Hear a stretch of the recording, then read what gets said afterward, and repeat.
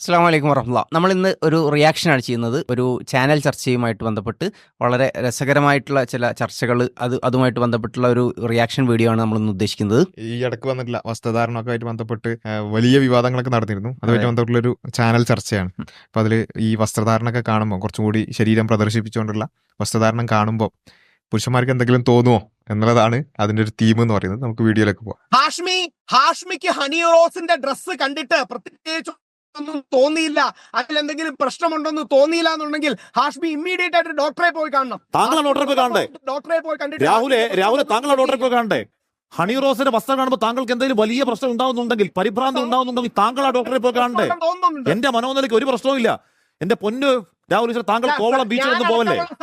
എന്റെ പൊന്നു രാഹുലെ, താങ്കൾ ആ കോവളം ബീച്ചിലൊന്നും പോവല്ലേ? ആ കടലിലേക്ക് എടുത്താണ് ചിലപ്പോൾ ആത്മഹത്യ ചെയ്യും. ശരീരത്തിലെ ചില ഭാഗങ്ങൾ അമിതമായി പ്രദർശിപ്പിക്കുന്നത് ഞാനാ പറയുന്നത്, ആ കോവളം ബീച്ചിലോട്ടൊന്നും പോവല്ലേ?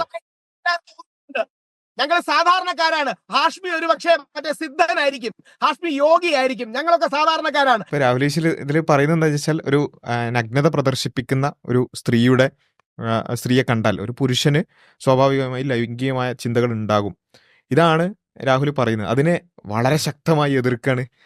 ആരാണ് യഥാർത്ഥത്തിൽ ഇവിടെ ഡോക്ടറെ കാണേണ്ടത് എന്നുള്ളതാണ് നമുക്ക് അതാണ് അന്വേഷിക്കേണ്ടത്. അന്വേഷിക്കേണ്ടത്. കാരണം എന്താ വെച്ചാൽ ഇത് നമുക്ക് എനിക്ക് പലപ്പോഴും തോന്നിയിട്ടുള്ളത് എന്താ വെച്ചാൽ, ഇത് ഒരു സ്ത്രീയായ ഒരു ലിബറലാണ് പറയുന്നുണ്ടെങ്കിൽ നമുക്കത് പറയാം, അത് ശാസ്ത്രം പഠിക്കാത്തതുകൊണ്ടാണ്, അല്ലെങ്കിൽ ഇതിനെക്കുറിച്ച് കൂടുതൽ അന്വേഷിക്കാത്തതുകൊണ്ടാണ്. കാരണം ശാസ്ത്രത്തിലൊക്കെ ഒരുപാടുണ്ട് പുരുഷന് ഈ ലൈംഗികമായ ചിന്തകൾ ഉണ്ടാകും ഇത്തരത്തിലുള്ള സീനുകൾ കണ്ടാൽ, അല്ലെങ്കിൽ സ്ത്രീയെ കണ്ടാൽ, സ്ത്രീയുടെ നഗ്നത കണ്ടാൽ പുരുഷന് അത്തരം ചിന്ത ഉണ്ടാവും എന്നുള്ളത് ശാസ്ത്രീയമായി പുരുഷന്റെ ആ ഒരു ലൈംഗിക വികാരം അത് വർക്ക് ചെയ്യുന്നത് തന്നെ ഒരു വിഷ്വൽ സ്റ്റിമുലി Yes. ഉപയോഗിച്ചുകൊണ്ടാണ് വർക്ക് ചെയ്യുന്നതാണ് ശാസ്ത്രങ്ങൾ നിരവധി പറയും. Yes. പഠനങ്ങൾ പറയുന്ന ഒരു സംഗതിയാണ്. അതെ, അല്ല, ആക്ച്വലി ഇതിന് പഠനങ്ങളുടെ ആവശ്യമില്ല എന്നുള്ളതാണ്. അതെ, ഒരു പുരുഷനെ സംബന്ധിച്ചിടത്തോളം പുരുഷന് ആവശ്യമില്ല. ഞാൻ പറയുന്നത്, ഒരു സ്ത്രീ ഇത് നിഷേധിക്കുകയാണെങ്കിൽ നമുക്ക് പറയാം എന്ത്, അവർക്ക് ഇഗ്നറൻ്റ് ആയതുകൊണ്ടാണ്, അല്ലെങ്കിൽ പിന്നെ ശാസ്ത്രം പഠിക്കാത്തതുകൊണ്ടാണ്, ഇതിനെക്കുറിച്ച് അറിയാത്തതുകൊണ്ടാണ് നമുക്ക് വേണമെങ്കിൽ പറയാം. പക്ഷെ ഞാൻ പറയുന്നത്, ഒരു പുരുഷ ലിബറൽ ഇങ്ങനെ പറയുന്നുണ്ടെങ്കിൽ, അതായത് ഒരു സ്ത്രീയുടെ നഗ്നത കണ്ടാലും ഒന്നും തോന്നില്ല, ഒരു തരത്തിലുള്ള വികാരം ഉണ്ടാവില്ല എന്ന് ഒരു പുരുഷ ലിബറൽ പറയണമെന്നുണ്ടെങ്കിൽ അവന് സ്വയം വഞ്ചിച്ചുകൊണ്ടല്ലാതെ ലിബറലായി നിൽക്കാൻ സാധ്യമല്ല. സ്വയം മാത്രമല്ല, അവൻ സ്വന്തത്തെയും എല്ലാ സ്ത്രീകളെയും കൂടിയാണ് യെസ്, വഞ്ചിക്കുന്നത്. അതായത് സ്ത്രീകളെ പറ്റിക്കുകയാണ് അല്ല, ചെയ്യുന്നത്. മറ്റുള്ളവരെ വഞ്ചിക്കുന്നത് സെക്കൻഡറി ആയിട്ട് വരുള്ളൂ. പക്ഷെ സ്വന്തത്തോട്, കാരണം എന്താ വെച്ചാൽ ഇത് പറയുന്ന ലിബറലുകളായ പുരുഷന്മാർക്കും അറിയാം ഒരു പുരുഷന് സ്ത്രീയുടെ നഗ്നത കണ്ടാൽ ഇത്തരത്തിലുള്ള ലൈംഗിക ചിന്തകൾ വരുന്നുള്ളത് ഏത് പുരുഷനുള്ള അനുഭവമല്ലേ? ഈ സ്വന്തം അനുഭവത്തെയാണ് ഇവിടെ റദ്ദ് ചെയ്യുന്നത്, അതിനെയാണ് നിഷേധിക്കുന്നത്. അപ്പൊ എങ്ങനെയാണ് ഇവർക്ക് സ്വന്തത്തോടൊരു ആത്മാർത്ഥത ഉണ്ടാവുക എന്നുള്ളത് എനിക്ക് എത്ര ആലോചിച്ചിട്ട് മനസ്സിലാകുന്നില്ല. അവിടെയാണ് യഥാർത്ഥത്തിൽ രാഹുൽ ഈശ്വർ പറയുന്ന ഒരു പോയിന്റ് വരുന്നത്. ഡോക്ടറെ കാണണം എന്ന് പറയുന്നത്, അതായത് അതെ. ഒന്നെങ്കിൽ അദ്ദേഹത്തിന്റെ ഒരു യെസ്, ഇങ്ങനെ പറയുന്ന ആളുകളുടെ ഒന്നെങ്കിൽ അവർ കള്ളം പറയുകയായിരിക്കും, അല്ലെങ്കിൽ അവരുടെ നോർമൽ ഫംഗ്ഷൻ വർക്ക് ചെയ്യുന്നുണ്ടാവില്ല. യെസ്. അതുകൊണ്ടാണ് ഡോക്ടറെ കാണണം എന്ന് പറയുന്നത്. അതായത് ഒരു നോർമലി ഫംഗ്ഷൻ ചെയ്യുന്ന ഒരു പുരുഷനാണെങ്കിൽ അതെ. സ്ത്രീയുടെ നഗ്നത കണ്ടാൽ സ്വാഭാവികമായും ലൈംഗികമായ ചിന്തകൾ ഉണ്ടാകും. അതൊരു യാഥാർത്ഥ്യമാണ്. അങ്ങനെ ഇല്ലെങ്കിൽ അതിന്റെ അർത്ഥം സ്വാഭാവികമായ ഹോർമോണുകളുടെ പ്രവർത്തനങ്ങളിലോ അതെ, ഏതെങ്കിലും അല്ലെങ്കിൽ അർത്ഥത്തിലുള്ള പൗരുഷമായിട്ടുള്ള ബന്ധപ്പെട്ടുള്ള എന്തെങ്കിലും കാര്യത്തിൽ എന്തോ കുറവുണ്ടാവാം. അപ്പോൾ അതുകൊണ്ടാണ് നമ്മൾ പിന്നെ അത്തരത്തിലുള്ള ഡോക്ടർമാരെ കാണണം എന്ന് പറയുന്നത്. അപ്പോൾ ശരിക്കും അങ്ങനെ ഇല്ലെങ്കിൽ അതൊരു പ്രശ്നം തന്നെയാണ്. കാരണം ഇത് ഒരു മനുഷ്യകുലവുമായി ബന്ധപ്പെട്ടുള്ള അതിന്റെ തുടർച്ചയുമായി ബന്ധപ്പെട്ടുള്ള ഒരു കാര്യമാണ്. അപ്പൊ യഥാർത്ഥത്തിൽ എൻ്റെ ഒരു കാഴ്ചപ്പാട്, ഇങ്ങനെ വാദിക്കുന്ന ഒരു പുരുഷന് ഒരു സ്ത്രീയെ സംബന്ധിച്ചിടത്തോളം ഇങ്ങനെ വാദിക്കുന്ന ഒരു പുരുഷനെ ഇണയാക്കാൻ കൊള്ളില്ല എന്നുള്ളതാണ്. കാരണം ഒന്നുകിൽ അയാൾ കള്ളം പറയാണ്, അല്ലെങ്കിൽ എന്തോ കുഴപ്പമുണ്ട്. രണ്ടായാലും ഒരു പാർട്ട്ണറായിട്ട്, ഒരു ഭർത്താവായിട്ട് സ്വീകരിക്കാൻ പറ്റുന്ന ആളല്ല എന്നുള്ളതാണ്. അങ്ങനെ വാദിക്കുന്ന ഒരു ഒരു സാധാരണഗതിയിൽ ലിബറൽ പുരുഷന്മാർ ഇങ്ങനെ വാദിക്കുന്നുണ്ടെങ്കിൽ ഈ രണ്ട് പ്രശ്നത്തിൽ ഒരു പ്രശ്നം അവിടെ ഉണ്ട് എന്നുള്ളതാണ് നമുക്ക് മനസ്സിലാക്കാൻ കഴിയുക. അല്ലെങ്കിൽ പിന്നെ ഈ രാഹുൽ പറഞ്ഞ ഒരു യോഗിയോ അല്ലെങ്കിൽ ഒരു തരത്തിലുള്ള ആത്മീയ ചിന്തകളും അതെ, അതിന്റെ ഒരു പരമമായിട്ടുള്ള ഒരു ഭൗതികതയെല്ലാം ഒഴിവാക്കി ആത്മീയതയിലേക്ക് പോകണം. ഇതിന്റെ വൈരുദ്ധ്യം മനസ്സിലാക്കണം. അങ്ങനെയാണെങ്കിലും പറ്റില്ലല്ലോ. അങ്ങനെയാണെങ്കിലും ഒരു സ്ത്രീക്ക് ഭർത്താവായിട്ട് എടുക്കാൻ പറ്റില്ലല്ലോ. ഒരു അപ്പൊ യഥാർത്ഥത്തിലും ബ്രഹ്മചര്യം സ്വീകരിച്ച ഒരാളെന്തായാലും കല്യാണം കഴിക്കാൻ പറ്റില്ല. ഇവിടെ വേറൊരു വിഷയം എന്താണെന്ന് വെച്ചാൽ, ഇവര് പറയുന്നത് കേട്ടാൽ തോന്നും ഇതൊരു വോളണ്ടറി ആയിട്ട് ചെയ്യാൻ പറ്റുന്ന ഒരു കാര്യമാണ്. അതായത് നമ്മളിപ്പം വിവാഹം കഴിച്ച ആളുകൾക്കിടയിൽ നമുക്ക് വേണം തോന്നുന്ന സമയത്ത് ഒരു സ്വിച്ച് ഇടുന്നത് പോലെ അങ്ങോട്ടും ഇങ്ങോട്ടും സ്വിച്ച് ചെയ്യാൻ പറ്റുന്ന ഒന്നാണ് എന്ന് തോന്നുന്നു. ഇത്തരം ആകർഷണം അല്ലെങ്കിൽ വികാരം എന്ന് പറയുന്നത് ഇത് ഇൻവോളണ്ടറി ആണ്. അത് അത്തരം വികാരങ്ങൾ നമുക്ക് ഉണ്ടാവും എന്നുള്ളത് ഇൻവോളണ്ടറി ആണ്. അതോടെ നമ്മൾ അങ്ങനെ പ്രതികരിക്കുന്നു എന്നുള്ളത് വോളണ്ടറി ആണെങ്കിൽ കൂടിയും അത്തരം ആഗ്രഹങ്ങൾ നമുക്ക് ഉണ്ടാവുന്നു എന്നുള്ളത് ഇൻവോളണ്ടറി ആയിട്ടുള്ള ഒരു കാര്യമാണ്. അതുകൊണ്ട് തന്നെ അതിൻ്റെ പേരിൽ ഒരാൾ ബ്ലെയിം ചെയ്യാൻ കഴിയില്ല. മാത്രമല്ല, ഇത് മനുഷ്യ സഹജമായിട്ട് മൃഗങ്ങളിലൂടെ ഇപ്പോൾ എവല്യൂഷണറി നോക്കുകയാണെങ്കിലും അല്ലാതെ നോക്കുകയാണെങ്കിലും ഒക്കെ മനുഷ്യന്റെ നിലനിൽപ്പിന് അത്യാവശ്യമായിട്ടുള്ള ഒരു കാര്യം കൂടിയാണ് എന്നുള്ളതാണ്. അല്ല, ഈ ബ്ലെയിം ചെയ്യാൻ പറ്റില്ല എന്ന് പറയുമ്പോൾ ഒരു പക്ഷേ എന്ത് ബ്ലെയിം ചെയ്യാൻ പറ്റില്ല, അതിന്റെ ആക്ഷൻസ് സ്വാഭാവികമായി നമ്മൾ കൺട്രോൾ ചെയ്യണം, യാതൊരു സംശയമില്ല. പക്ഷെ ഒരാൾക്ക് അത്തരം ഒരു കാഴ്ച ഉണ്ടായാൽ വികാരം ഉണ്ടാകും എന്നുള്ളത് ഇൻവോളണ്ടറി ആണ്. അല്ല, അതില് ആക്ഷൻസ് വോളണ്ടറിയുമാണ്. ഞാൻ പറഞ്ഞത് ഇതില് ഹാഷ്മി പറഞ്ഞതിൽ ഒരു പ്രശ്നമുണ്ട്. അതായത് ഇപ്പം ഇദ്ദേഹം രാഹുൽ ഈശ്വർ ഡോക്ടറെ കാണണം എന്നാണ് ഹാഷ്മി പറയുന്നതെങ്കിൽ രാഹുൽ ഈശ്വറിനെ വിമർശിക്കണതിൽ എന്താ അർത്ഥമുള്ളത്? അത് രോഗം അല്ലെങ്കിൽ ഒരു പ്രശ്നം ആണ് എന്നുള്ളതല്ല അയാൾ പറയുന്നത്. ഡോക്ടറെ കാണണം എന്ന് പറഞ്ഞാൽ ഒരു രോഗമാണ്, അത് ചികിത്സിക്കേണ്ട സംഗതിയാണ്. എന്നിട്ട് രോഗമാണ് എന്ന് പറഞ്ഞുകൊണ്ട് ഹാഷ്മി വിമർശിക്കുന്നതിൽ അർത്ഥമില്ലല്ലോ. അതേസമയം നമ്മൾ പറയുന്നതല്ല, നമ്മൾ ഇതൊരു യാഥാർത്ഥ്യമാണ്, ആ യാഥാർത്ഥ്യത്തെ ഇവർ ബോധപൂർവം നിഷേധിക്കുന്നുണ്ട് എന്നുള്ള പോയിന്റാണ് നമ്മൾ പറയുന്നത്. അതായത് അവിടെ ഒരു തിന്മയാണ്, ഒരു കള്ളം പറയുക, സമൂഹത്തെ തെറ്റിദ്ധരിപ്പിക്കുക എന്നുള്ള ആ ഒരു തിന്മയാണ് നമ്മൾ വിമർശിക്കുന്നത്.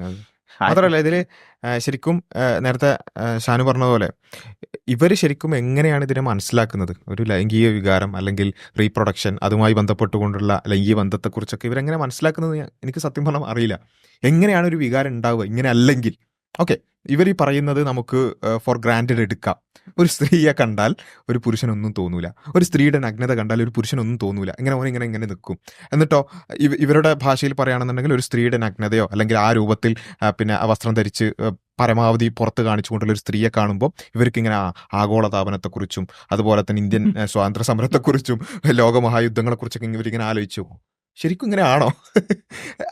ആ രൂപത്തിലാണ് ഇവർ പറയുന്നത്. ഒരു സ്ത്രീയുടെ നഗ്നത കണ്ടാൽ ലൈംഗിക ചിന്ത അല്ല എത്ര ഉണ്ടാവുക, പിന്നെന്താ ഈ ആഗോളതാപനത്തെക്കുറിച്ചുള്ള ചിന്തയാണ് ഉണ്ടാവുക? എനിക്കറിയില്ല. ഈ ഓക്കെ, അങ്ങനെ ഇല്ലെങ്കിൽ, അങ്ങനെ ഒരു സ്ത്രീയുടെ നഗ്നത കാണുമ്പോൾ ആഗോളതാപനത്തെക്കുറിച്ചാണ് ഒരാൾക്ക് ചിന്ത വരുന്നതെങ്കിൽ പിന്നെ എങ്ങനെ മനുഷ്യന്മാരുണ്ടാവുക? അതായത് ലൈംഗിക ബന്ധം നടക്കണം എന്നുണ്ടെങ്കിൽ ഈ പറഞ്ഞ ലൈംഗിക ചിന്തകൾ ഉണ്ടാകണം, ഹോർമോണുകൾ ഉൽപ്പാദിപ്പിക്കപ്പെടണം, അങ്ങനെ സ്ത്രീയും പുരുഷനും തമ്മിൽ ബന്ധപ്പെടണം, എങ്കിൽ മാത്രമേ കുട്ടികൾ ഉണ്ടാവുള്ളൂ. അപ്പൊ ഇവർക്ക് എങ്ങനെ പിന്നെ കുട്ടികൾ ഉണ്ടാവുക?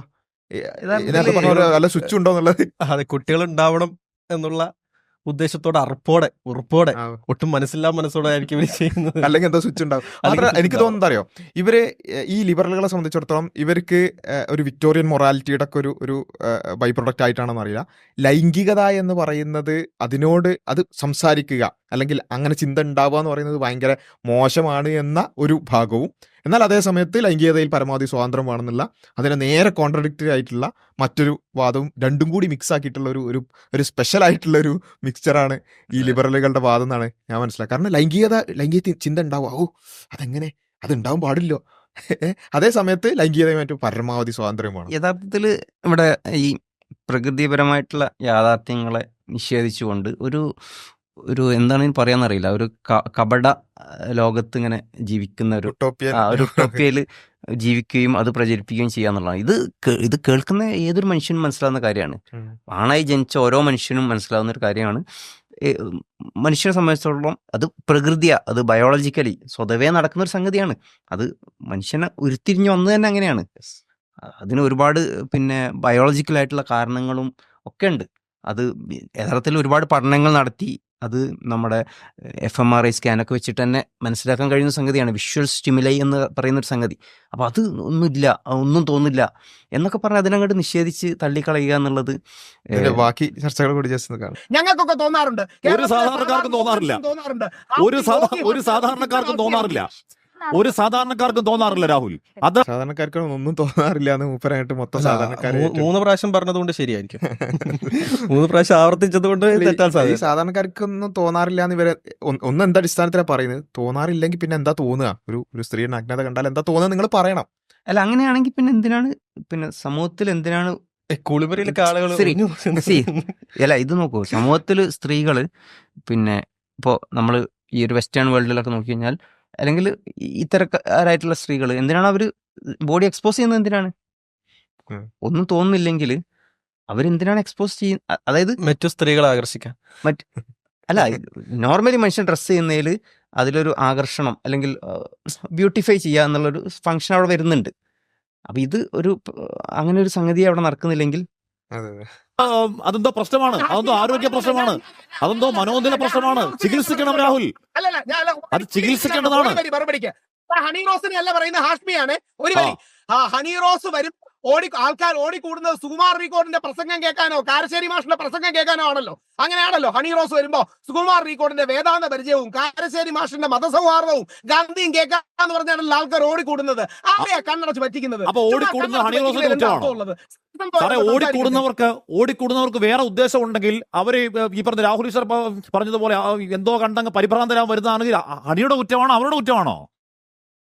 മുപ്പൊരു പ്ലേറ്റ് മാറ്റാണ് ആരുടെ കുറ്റം എന്നുള്ളതിലേക്കാക്കി. ഇവിടെ രാഹുൽ ആരുടെയും കുറ്റത്തിനെ കുറിച്ചല്ല പറയുന്നത്, രാഹുൽ ഒരു യാഥാർത്ഥ്യത്തെ കുറിച്ചാണ് പറയുന്നത്. അതായത് ഇങ്ങനെ ശരീരം എക്സ്പോസ് ചെയ്തുകൊണ്ട് ഒരാൾ വരുമ്പം അവിടേക്ക് ഈ പറഞ്ഞ ഞരമ്പ് രോഗികളായ ഒരു വലിയൊരു കൂട്ടം ജനങ്ങൾ അവിടേക്ക് ആകർഷിക്കപ്പെടുന്നു, അവിടേക്ക് ഓടി വരുന്നു. ഇത് രാഹുൽ നേരത്തെ പറഞ്ഞ കാര്യത്തിന് സാധൂകരിക്കുന്ന ഒരു കാര്യമാണ്. അതായത് പുരുഷന്മാർ ലൈംഗികമായ ചിന്തകൾ ഉണ്ടാക്കാൻ വേണ്ടി അല്ലെങ്കിൽ അത്തരത്തിലുള്ള ആസ്വാദനത്തിന് വേണ്ടിയാണ് വരുന്നത് എന്നാണ് രാഹുൽ പറയുന്നത്. അപ്പോൾ ഹാഷ്മി ചോദിക്കുന്നത് അത് ഹണിയുടെ കുറ്റമാണോ എന്നതാണ്. കുറ്റം ആരുടേത് എന്നുള്ളത് അവിടെ നിൽക്കട്ടെ. ഇവിടെ ആദ്യം പുരുഷന്മാർ ഒരു യാഥാർത്ഥ്യം അങ്ങനെ ഒരു സംഗതി അവിടെ ഉണ്ടോ, അത് പുരുഷന്മാർക്ക് അതിൽ നിന്ന് എന്തെങ്കിലും ഒരു എൻജോയ്മെന്റ് കിട്ടുന്നുണ്ടോ?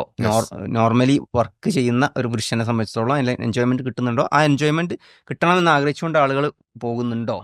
രാഹുൽ ആ പോയിന്റ് ക്ലിയർ ആക്കിയിട്ടുണ്ട്. അത് ആളുകൾ കൂടുന്നുണ്ട്, അതൊരു യാഥാർത്ഥ്യമാണ്. കൂടുന്നത് രാഹുലിന്റെ വാദപ്രകാരം ഈ പറഞ്ഞ പിന്നെ ഇത്തരം ചിന്തകൾ ഉണ്ടാകുന്ന അല്ലെങ്കിൽ അത് ആ ആസ്വാദനത്തിന് വേണ്ടിയാണ്, ലൈംഗികമായ ആസ്വാദനത്തിന് വേണ്ടിയാണ്. അതല്ലാതെ സുകുമാർ അയ്യക്കൂടിന്റെ വേദാന്തം കേൾക്കാൻ വേണ്ടിയിട്ടോ അല്ലെങ്കിൽ വേറെ എന്തെങ്കിലും ഇന്റലക്ച്വലായ ചർച്ചകൾ കേൾക്കാൻ വേണ്ടിയിട്ടോ വേറെ ഏതെങ്കിലും രൂപത്തിലുള്ള കലാസ്വാദനങ്ങൾക്ക് വേണ്ടിയിട്ടോ പോലുമല്ല.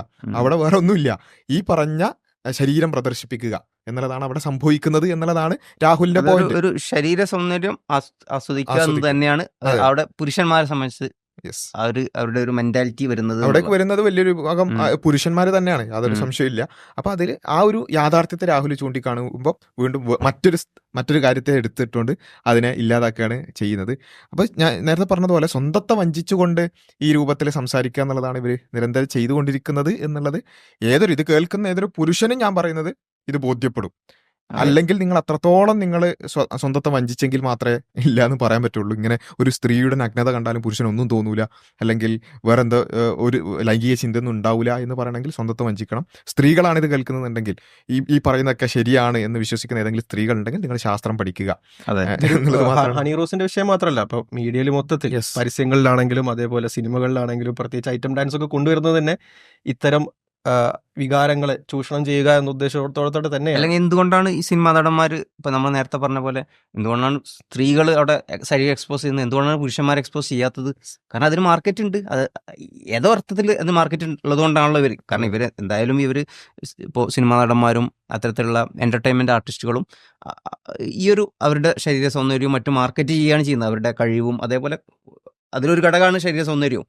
അപ്പൊ അത് മാർക്കറ്റ് ചെയ്യുമ്പോൾ എന്തുകൊണ്ടാണ് പുരുഷന്മാർ അത് പിന്നെ ഈ രീതിയിലുള്ള പിന്നെ സ്കിന്ന് പരമാവധി എക്സ്പോസ് ചെയ്യുന്ന രീതിയിലേക്ക് പോവാതെ എന്നാൽ സ്ത്രീകൾ പലപ്പോഴും താരതമ്യേന തീരെ ഇല്ല എന്നല്ല, അപ്പുറത്തും ഇല്ല, തീരെ ഇല്ല എന്നല്ല ഉദ്ദേശിച്ചത്, താരതമ്യേന സ്ത്രീകളാണ് കൂടുതലായിട്ട് എക്സ്പോസ് ചെയ്യുന്നത്. എന്തുകൊണ്ടാണ് അത് സംഭവിക്കുന്നത്? കാരണം അവിടെ അതിന് ഡിമാൻഡ് ഉണ്ട്, കാണികൾക്കിടയിൽ അതിനുള്ള ഡിമാൻഡ് അവിടെ ഉണ്ട് എന്നുള്ളതാണ്. ഇതൊരു ഒരു സാമാന്യമായിട്ട് ചിന്തിക്കുന്ന ഏതൊരു മനുഷ്യനും അംഗീകരിക്കാവുന്ന യാഥാർത്ഥ്യമാണ്. നമ്മൾ കുറെ സയൻസ് പേപ്പറൊക്കെ ഇവിടെ കാണിച്ചു തരാം, പക്ഷെ അതിന്റെ ആവശ്യമില്ല.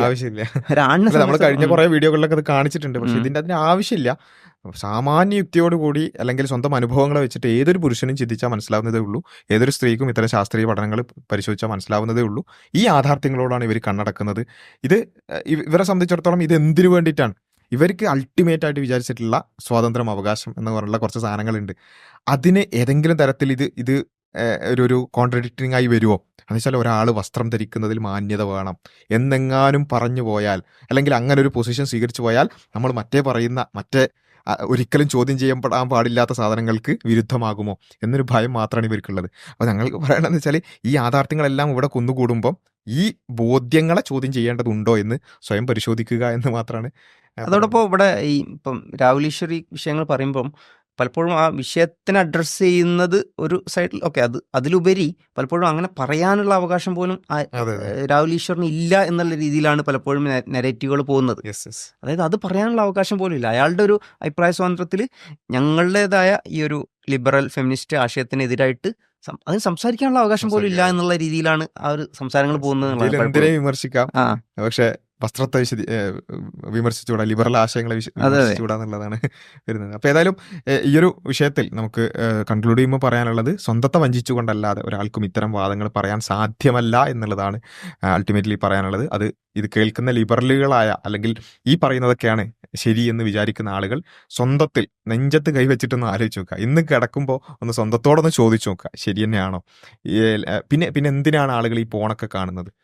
നമ്മൾ മുമ്പൊരു ശീതൽശ്യാമായിട്ടുള്ള ഡിബേറ്റിൽ നമ്മൾ ചോദിച്ചു, പോണ് കാണുമ്പോൾ ലൈംഗിക ചിന്ത ഉണ്ടാവില്ല, അപ്പൊ പിന്നെ പ്രകൃതി ഭംഗി ആസ്വദിക്കാനാണോ പോണ് കാണുന്നത്? അതെ, ഈ 90% ഫോണുകളും കാണുന്നത് പുരുഷന്മാരാണ്. അതെ അതിൽ തന്നെ ബാക്കി വരുന്ന 10% പോലും അത് ആ ഒരു പുരുഷന്മാരുടെ ഒക്കെ നിർബന്ധം വഴി എന്നുള്ളതാണ് പഠനങ്ങളൊക്കെ പറയുന്നത്. അതെ. അല്ലാണ്ട് അവര് സ്വയം ഏത് മനുഷ്യനും അറിയാവുന്ന യാഥാർത്ഥ്യമാണ് ഇതൊക്കെ.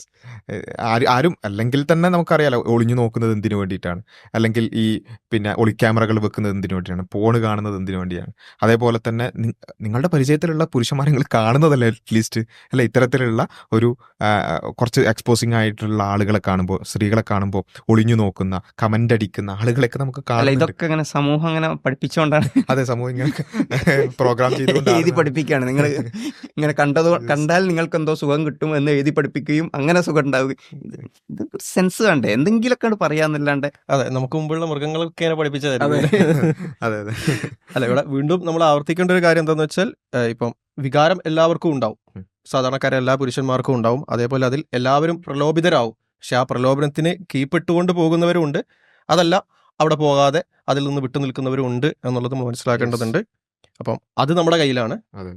എല്ലാവരും പ്രലോഭിതരാവുന്നുണ്ട്, എല്ലാവരും ഇൻഫ്ലുവൻസ്ഡ് ആവുന്നുണ്ട്. ഇപ്പൊ ഏതൊരു കാര്യത്തിലാണെങ്കിലും എല്ലാവരും ഇൻഫ്ലുവൻസ്ഡ് ആവുന്നുണ്ട്, അല്ലെങ്കിൽ എല്ലാവരും പ്രലോഭിതരാവുന്നുണ്ട്. പക്ഷെ പ്രലോഭനത്തിന് ഭയപ്പെടുന്നവരും ഭയപ്പെടാത്തവരും ഉണ്ട്. അത് നമ്മുടെ കയ്യിലാണ്, നമ്മുടെ ചോയ്സാണ്. അവിടെയാണ് തെറ്റും ശരിയും വേർതിരിക്കപ്പെടുന്നതും എന്നുള്ളതും അവിടെയാണ് ധാർമ്മികതയുടെ ഒരു പ്രസക്തിയും. അതേപോലെ തന്നെ നമ്മൾ മനസ്സിലാക്കേണ്ടതാണ്, ഇങ്ങനെയൊക്കെ ആണെങ്കിൽ പോലും അവരോട് ഏതെങ്കിലും തരത്തിൽ ഉപദ്രവിക്കാനോ കമന്റ് അടിക്കാനോ അനാവശ്യം പറയാനോ ദ്വയാർത്ഥ പ്രയോഗങ്ങൾ ഉപയോഗിക്കാനോ ഇതൊന്നും ഒരു ന്യായമല്ല.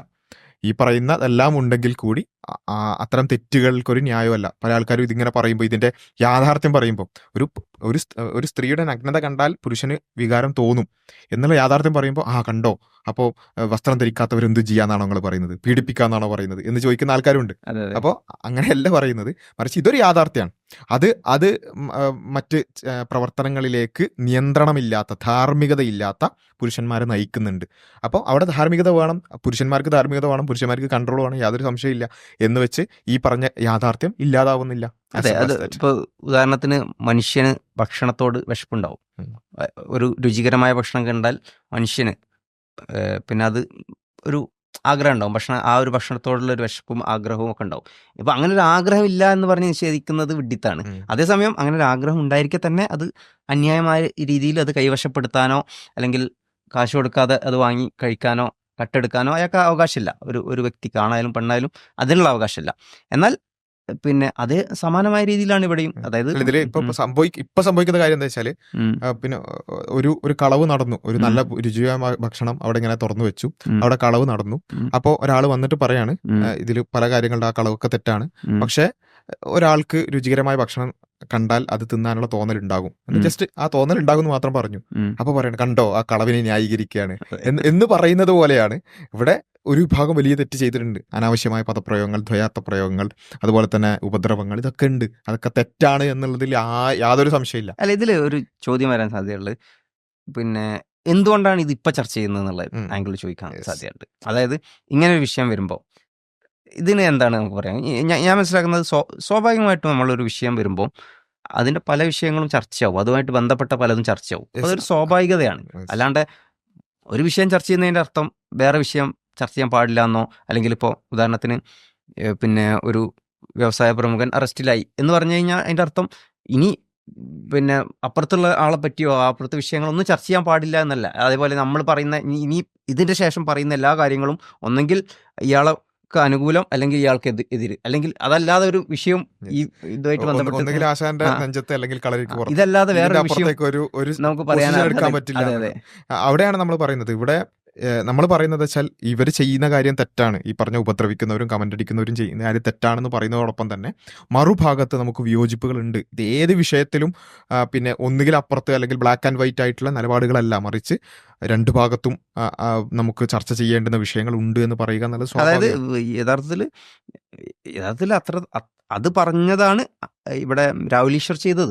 അത് പറയാൻ അദ്ദേഹത്തിന് അവകാശമുണ്ട്, അദ്ദേഹം പറഞ്ഞതിൽ കാര്യവുമുണ്ട്. രാഹുൽ ഈശ്വർ ആകെ പറഞ്ഞെന്താ വെച്ചാൽ ആ വസ്ത്രം മാന്യമല്ല, മാന്യം ഒരു പൊതുസമൂഹത്തിൽ ഇറങ്ങുമ്പോൾ ഉടുക്കേണ്ടുന്ന ഒരു വസ്ത്രമല്ല അത് എന്നുള്ളതാണ് രാഹുൽ ഈശ്വർ പറഞ്ഞത്. ആ മാന്യതയുടെ പ്രശ്നങ്ങൾ അവിടെ ഉണ്ട് എന്നുള്ളത് പറയാൻ പാടില്ല എന്ന് പറയുമ്പോൾ അതെന്ന് വെച്ചാൽ ഒരാളുടെ വസ്ത്രധാരണത്തിനെ കുറിച്ച് ഒരു അക്ഷരം മിണ്ടാൻ പാടില്ല. വസ്ത്രം എന്നുള്ളതിനെ കുറിച്ച് അത് അയാളുടെ ചോയ്സ് എന്നുള്ളതുമാണ്. എന്നാൽ ഇതേ ആളുകൾ തന്നെ പർദ്ദയെക്കുറിച്ചൊക്കെ വലിയ ഉപന്യാസം എഴുതും, അത് വേറെ കാര്യം. പക്ഷെ അത് ആ ഒരു ഇരട്ടത്താപ്പ് അവിടെ നിൽക്കുമ്പോഴും വസ്ത്രത്തെക്കുറിച്ച് മാത്രം ഒന്നും സംസാരിക്കാൻ പാടില്ല. അപ്പോൾ ഇത് നമ്മൾ ആലോചിച്ചൊക്കെ ഈ ഫ്രീ സ്പീച്ചൊക്കെ പറയുന്ന ആളുകൾ അവർക്ക് എന്തിനേയും വിമർശിക്കാം, ഏത് വിഷയത്തിലും എല്ലാ തലങ്ങളെയും വിമർശിക്കാം.